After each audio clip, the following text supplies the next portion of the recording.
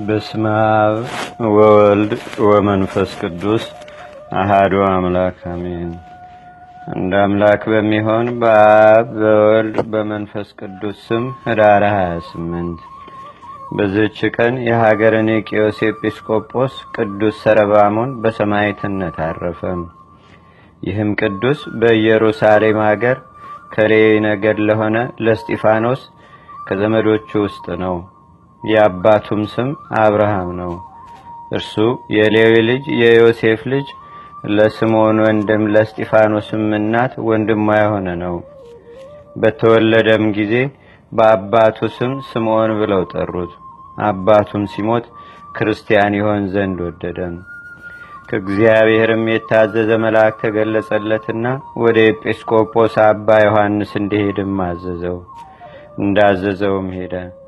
እርሱም የጌታችንና የአምላካችን የመድኃኒታችን የኢየሱስ ክርስቶስን ሰው የመሆኑን ምስጢር ገለጠለት። ግን ዘመዶቹ የሆኑ አይሁድን ስለፈራም በኢየሩሳሌም ሀገር የክርስትና ጥምቀትን ሊያጠምቀው አልደፈረም። ኤጲስቆጶስም ስለ እርሱ ምን እንደሚያደርግ ሲያስብ እመቤታችን ቅድስት ድንግል ማርያም ተገልጣለት ወደ እስክንድርያ ሀገር ሊቀ ጳጳሳት ቅዱስ ቴዎናስ እንዲልከው አዘዘችው።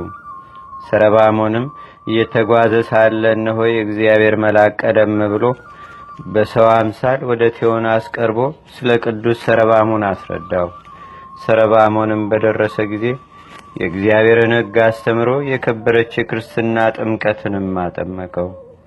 ከዚህም በኋላ ከእስክንድርያ ከተማ ውጭ በሆነች በአባ ሳዊሮስ ገዳም ውስጥ መነኮሰ። አባ ቴዎናስም ባረፈ ጊዜ በእርሱ ፈንታ አባ ጴጥሮስ ተሾመ። ያን ጊዜም መልእክተኞችን ልኮ ይህን አባ ሰረባሞንን ወደ እርሱ አስመጥቶ በሊቀ ጵጵስናው ስራም እንዲራዳው አደረገ። ከዚህም በኋላ ኒቅዮስ ለሚባል አገር ኤጲስቆጶስነት ሾመው። ብዙዎች አብያተ ክርስቲያናትንም በእርሱ ደስ አላቸው። እግዚአብሔርም በእጆቹ ድንቆች ታምራትን አደረገ። በአገሩ አቅራቢያም ሰዎች የሚያመልኳቸው የጣዖታት ቤቶች ነበሩ። ያጠፏቸውም ዘንድ እግዚአብሔርን ለመነው። በዚያንም ጊዜ ምድር አፏን ከፍታ ዋጠቻቸውና በቦታው ላይ ባህር ሆኖ ሸፈናቸው። እግዚአብሔርም ከአገረ ስብከቱ ጣዖታትን ደመሰሰ።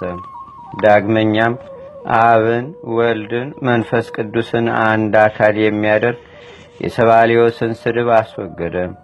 ዲዮቅልጥያኖስም ክዶ ጣዖታትን ባመለከ ጊዜ ቅዱስ ሰረባሞን የአማልክትን አምልኮ እንደሚሽር ነገሩት። እርሱም ሰምቶ ተቆጣ። ወደ እርሱም እንዲያመጡት አዘዘ። ሲወስዱትም ከንጉሥ መልእክተኞች ጋር እስክንድርያ ከተማ ደረሰ። ሊቀ ጳጳሳት ጴጥሮስም ወደ እርሱ መጣ። ከእርሱም ጋር ብዙ ካህናት ነበሩ። ሰላምታም ሰጡት። ፊቱም እንደ እግዚአብሔር መልአክ ፊት ብሩህ ሆኖ አዩት። ወደ ንጉሡም በደረሰ ጊዜ በተለያዩ በብዙ አይነት ስቃይ አሰቃየው። ክብር ይግባውና ጌታችንና አምላካችን መድኃኒታችን ኢየሱስ ክርስቶስም ያለ ጥፋት በጤንነት አስነሳው። ይህንንም ድንቅ ሥራ አይተው ክብር ይግባውና በጌታችንና በአምላካችን በመድኃኒታችን በኢየሱስ ክርስቶስ ብዙዎች ሰዎች አመኑ። ሕዝቡም ሁሉ በእርሱ ምክንያት በጌታችን እንዳያምኑ ንጉሡ ፈርቶ የእንዴናው ገዢ አርያኖስ ወዳለበት ወደ ላይኛው ግብፅ ሰደደው። በዚያ እንዲያሰቃየውና ራሱንም በሰይፍ እንዲቆርጥ። በዚያንም ወቅት መኮንኑ አርያኖስ የኒቅዮስ ከተማ ወደ አቅራቢያ በመርከብ ውስጥ ነበር። መርከቢቱም ቆመች። ከቦታዋም ሊያንቀሳቅሷት አልተቻላቸውም። ቅዱስ ሰረባሞንንም አውጥተው ለሀገሩ ደቡብ ወደሆነ ቦታ ወስደው በዚያ ራሱን በሰይፍ ቆረጡት። ምዕመናንም መጥተው ሥጋውን ወስደው በክብር ገነዙትና በቤተ ክርስቲያን ውስጥ አኖሩት። ከሥጋውም ድንቆይ ታምራት ሆኑ። ለእግዚአብሔር ምስጋና ይሁን። እኛንም በዚህ አባት ጸሎት ይማረን።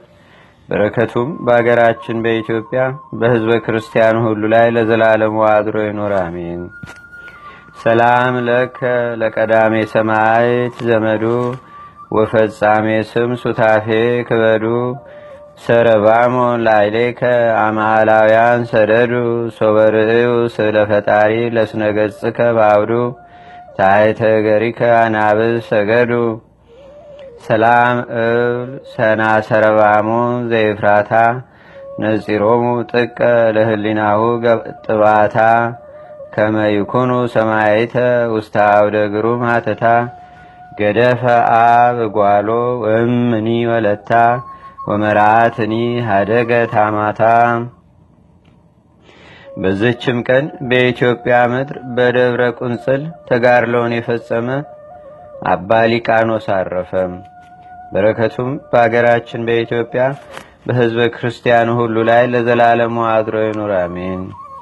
ሰላም እብል ለሊቃኖስ አሃዱ እምቅዱሳን ተሳቱ ለይትፈቀዱ በከተማ ርእሴ ዘልፈ አክሊለ ሕይወት ያውዱ አጻቢሁ ጊዜ ጸሎት አምሳለ መሃቱ ዘነዱ ወበሂዘ በትር ካይበ ዘተሰቁረዱ።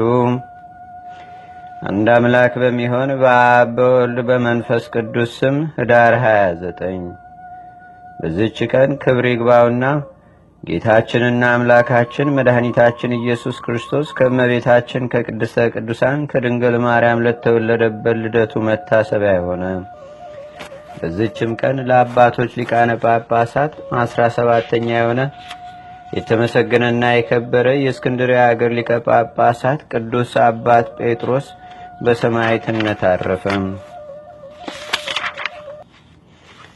በዚህችም ዕለት በከሃዲው ንጉሥ በዲዮቅልጥያኖስ ዘመን በሰማዕትነት የሞቱ የ47 አእላፋት መታሰቢያቸው ነው። በዚህችም ቀን ለሮሜ ሀገር ሊቀ ጳጳሳት የሆነ የሊቀ ሐዋርያት ጴጥሮስ ደቀ መዝሙሩ ቀለሜንጦስ በሰማዕትነት አረፈ። ለእግዚአብሔር ምስጋና ይሁን። እኛንም በቅዱሳን መላእክት፣ ጻድቃን፣ ሰማዕታት፣ ደናግል፣ መነኮሳት፣ አበው ቀደም ይልቁንም በሁለት ወገን ድንግል በምትሆን በእመቤታችን በቅድስተ ቅዱሳን በድንግል ማርያም ረድኤትና በረከት አማላጅነቷም በአገራችን በኢትዮጵያ በሕዝበ ክርስቲያኑ ሁሉ ላይ ለዘላለሙ አድሮ ይኑር፣ አሜን። ዛቅረብኩ ማሌታ ዘኪራ ይላፈ ምለተጸምዱከ ዘልፈ ለላነብብ ተወከብ ዘንዴቴ መጽሐፈ እንተረሰይከ እግዚኦ ጸሪቀ መለት ውኩበ ምላቡ ውላን ዘተርፈ ነቢያት፣ ቅዱሳን፣ ሐዋርያት፣ ሰባኪያን፣ ሰማዕታት፣ ጻድቃን፣ ደናግል፣ አዲ ወመነኮሳት ሄራን ባርኩ ባርኮ ጉባኤ ዛቲ መካን እስከ አረጋዊ ልቅ ኑስ ሕፃን ለዘጻፎ በክርታስ ወለዛ ጻፎ ዘይደርስ ለዛ አንበቦ ለዘተርጎሞ በልሳን አዲስ ወለዘሰማ ቃሎ በዝነ መንፈስ በጸሎተሙ ማርያም አራቂተ ኩሉም ባይ ስቡረ ማረነ ኢየሱስ ክርስቶስ አቡነ ዘበሰማያት